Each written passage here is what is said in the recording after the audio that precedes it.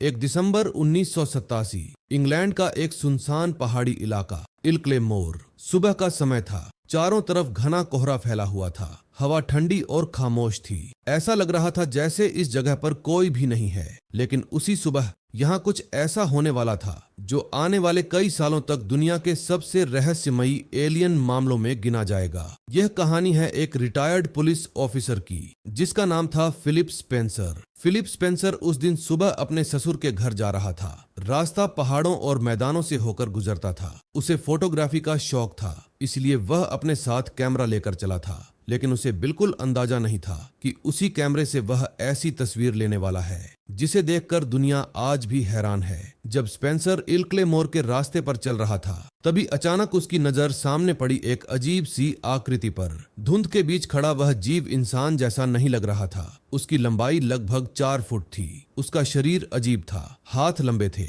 और उसका सिर भी सामान्य इंसानों से अलग दिख रहा था। स्पेंसर कुछ सेकंड के लिए वहीं रुक गया। उसका दिल तेजी से धड़कने लगा, लेकिन उसी पल उसने जल्दी से अपना कैमरा निकाला और उस रहस्यमयी जीव की एक तस्वीर खींच ली। कैमरे की क्लिक की आवाज सुनते ही वह अजीब जीव मुड़ा और तेजी से भागने लगा। स्पेंसर भी उसके पीछे भागा। धुंध के बीच दौड़ते हुए वह उस पहाड़ी के किनारे पहुंचा और तभी उसने आसमान की ओर देखा और जो उसने देखा वह उसकी जिंदगी का सबसे अजीब दृश्य था। आसमान में एक गोल आकार की उड़न तश्तरी हवा में उठ रही थी। वह धीरे धीरे ऊपर गई और फिर कुछ ही सेकंड में आसमान में गायब हो गई। स्पेंसर कुछ देर तक वहीं खड़ा रहा। उसके मन में हजारों सवाल थे। क्या उसने सच में किसी दूसरी दुनिया के जीव को देखा था? लेकिन रहस्य यहीं खत्म नहीं हुआ। जब वह अपने गंतव्य पर पहुंचा तो उसे एक और अजीब चीज पता चली। उसकी घड़ी लगभग 1 घंटा पीछे थी। उसे बिल्कुल याद नहीं था कि उस 1 घंटे के दौरान क्या हुआ था। बाद में जब उसने इस घटना के बारे में लोगों को बताया तो कई यूएफओ शोधकर्ताओं ने इस केस की जांच शुरू की।